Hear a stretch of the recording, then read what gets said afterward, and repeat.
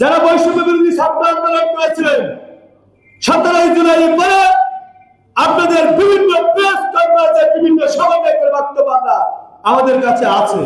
বিএনপির যুগ্ম মহাসচিব অ্যাডভোকেট আব্দুস সালাম আজাদ বলেছেন, একদিনে আন্দোলন হয় না। 36 দিনের আন্দোলনে ফ্যাসিস্ট হাসিনার পতন হয়নি। জুলাই আগস্টে স্বৈরাচার হাসিনার পতন 17 বছরের আন্দোলনের ফসল। এই আন্দোলনে নেতৃত্ব দিয়েছেন বিএনপির ভারপ্রাপ্ত চেয়ারম্যান তারেক রহমান। ঢাকা রিপোর্টার্স ইউনিটিতে বাংলাদেশ জাতীয়তাবাদী জিয়া সৈনিক দলের আয়োজনে গণতন্ত্র প্রতিষ্ঠায় জাতীয় নির্বাচনের বিকল্প নেই শীর্ষক আলোচনা সভায় প্রধান অতিথির বক্তব্যে তিনি এসব কথা বলেন। যারা বৈষম্য বিরোধী ছাত্র আন্দোলন করেছিলেন 17 জুলাই পরে আপনাদের বিভিন্ন প্রেস কনফারেন্সে বিভিন্ন সমাবেশের বক্তব্য আমাদের কাছে আছে।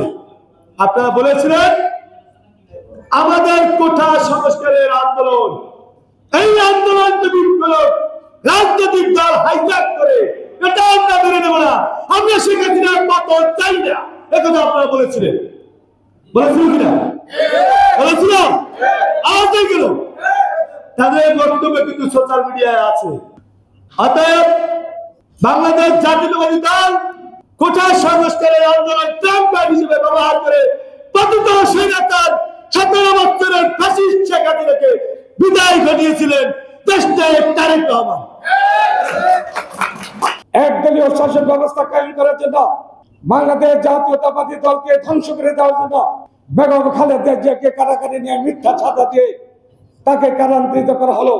তারপরে কি পেরেছে বাংলাদেশ জাতীয়তাবাদী দলকে ধ্বংস করতে? পারে নাই। এর কারণেই পারে নাই। বাংলাদেশ জাতীয়তাবাদী দল সৃষ্টি হয়েছে শুরুর থেকে দেশের জনগণের দল হিসেবে, শুরুর থেকে সৃষ্টি হয়েছে গণতন্ত্র রক্ষার জন্য। এই জাতীয়তাবাদী দল শুরু থেকে সৃষ্টি হয়েছে দেশের স্বাধীনতা সার্বভৌমত্বকে রক্ষা করার জন্য। আমিনা ইসলাম, আজকের সংবাদ।